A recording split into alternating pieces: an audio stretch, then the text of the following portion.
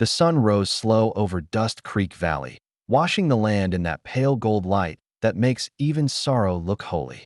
Dust spun in the air like faint ghosts of all who'd come before. The banners over Main Street flapped tiredly in the morning wind. Annual cutting event, July 1887.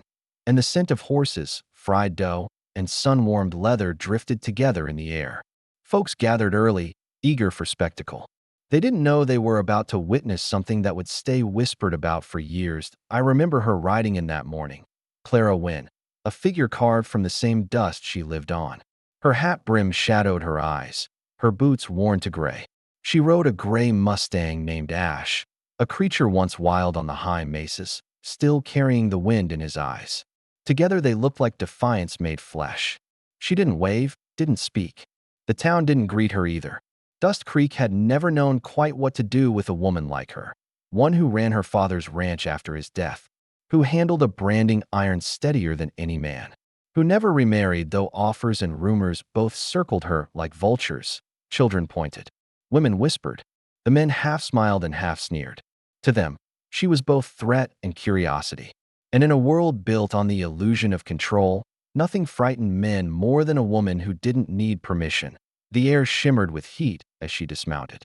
I could see the calluses on her hands, the soft tremor in her fingers when she stroked Ash's neck. Not fear, but the trembling weight of being watched. She led the Mustang to the corral gate where names were scrawled on a plank in chalk. Monroe, Carter, McVeigh, and last, Wynne. When her name was added, the chatter dimmed. From the rail leaned Jed Monroe, son of the cattle baron, his voice smooth as spoiled honey. Didn't know they started letting ladies play cowboy, he called, grinning for the crowd. Laughter followed, sharp and mean. Clara didn't flinch. She signed the form, handed it back, and said in a quiet voice, "Just keep score fair." Then she walked away. In the far corner of the grounds, Marshal Boone Avery leaned against the hitching post. He'd once been a rider himself before a bad fall cost him his left leg's full strength.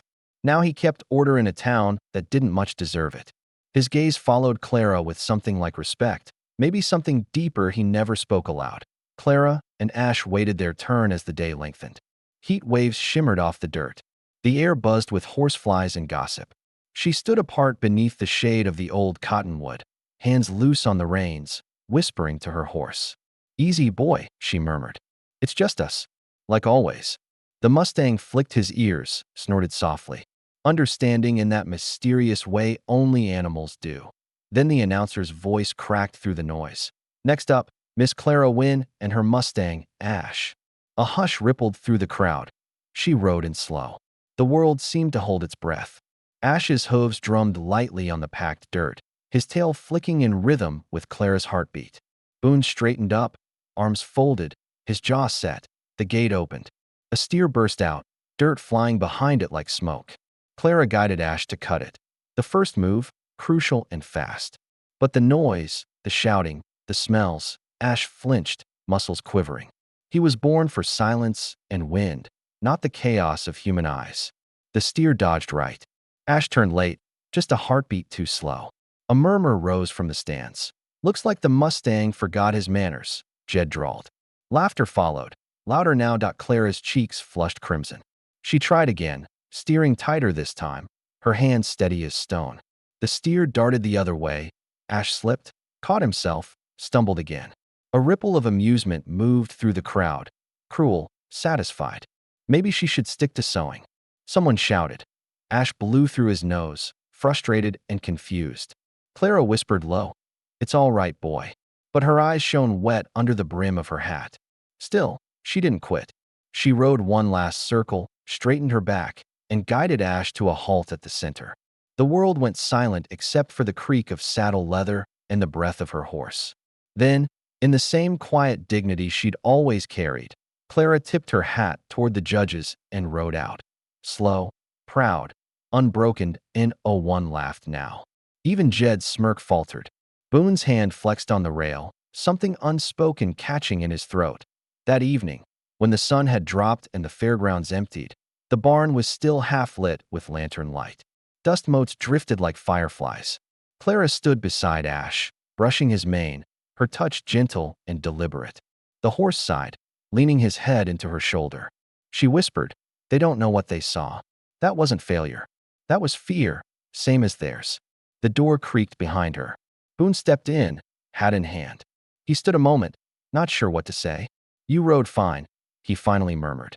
"They just don't know how to see it." Clara didn't look up. "Don't pity me, Marshall. I don't need saving." He hesitated, then nodded slowly. "Didn't say you did. Just thought maybe you ought to know. They'll remember the one who stayed in the saddle, not the ones who laughed."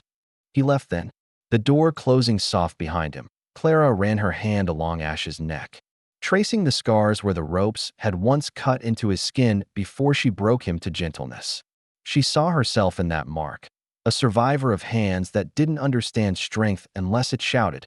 Outside, the town celebrated. Fireworks bloomed faintly in the sky, reflected in the horse's dark eyes. She leaned her forehead against his neck and whispered, "Tomorrow, we ride again." Ash breathed out slow, steady, warm against her skin. The lantern flickered, shadows curling along the stall walls like ghosts of laughter turned to dust.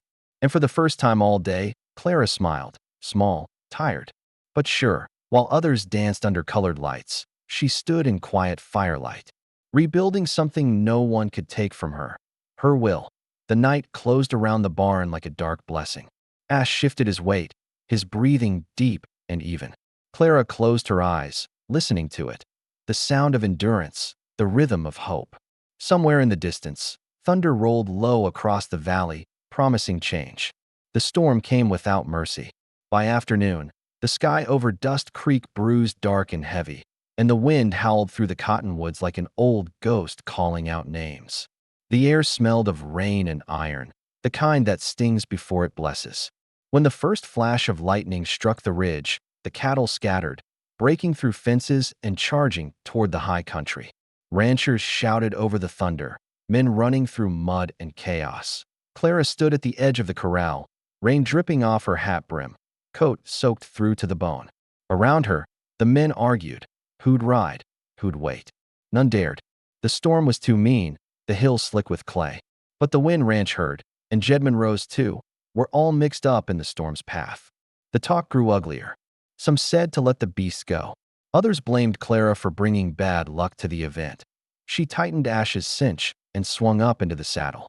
Her face was calm, but her eyes burned steady. "I'll bring them in," she said simply. A man laughed behind her. "You'll drown before you find them." Boone Avery's voice cut through the wind. "Let her ride." Jed sneered, rain running down his cheeks like sweat. "Fine. If she brings him back, I'll eat my hat." Clara said nothing. She touched her brim toward Boone, a silent thank you, and spurred Ash into the storm. The rain turned to sheets. The valley blurred into gray and silver. Thunder rolled, deep and endless. Ash moved like something born of the storm itself, hooves striking sparks against stone. Clara leaned low in the saddle, hair plastered to her face, whispering to him through the roar. "Easy, boy. Trust me." Lightning split the sky, showing brief glimpses. Half-wild cattle bunched by the cliff edge, mud-slick ground, eyes rolling white with panic. Clara slowed Ash to a crawl. She whistled softly, that same note she'd used when she first gentled him years ago. The Mustang flicked his ears, remembering. Slowly, he edged closer, shoulders low, hooves sure and quiet. Another whistle, another soft word. Ash began to move around the herd, his body weaving with perfect rhythm. The cattle turned, hesitant, then followed the calm in his movement. The way wild things do when they recognize one of their own. A steer slipped in the mud, bellowing.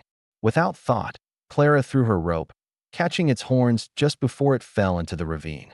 The pull nearly tore her arm out of its socket, but she held, mud splashing up her legs. "Steady," she shouted, voice raw in the wind. Ash dug his hooves deep and hauled back, muscles trembling. Inch by inch, they brought the steer to safety.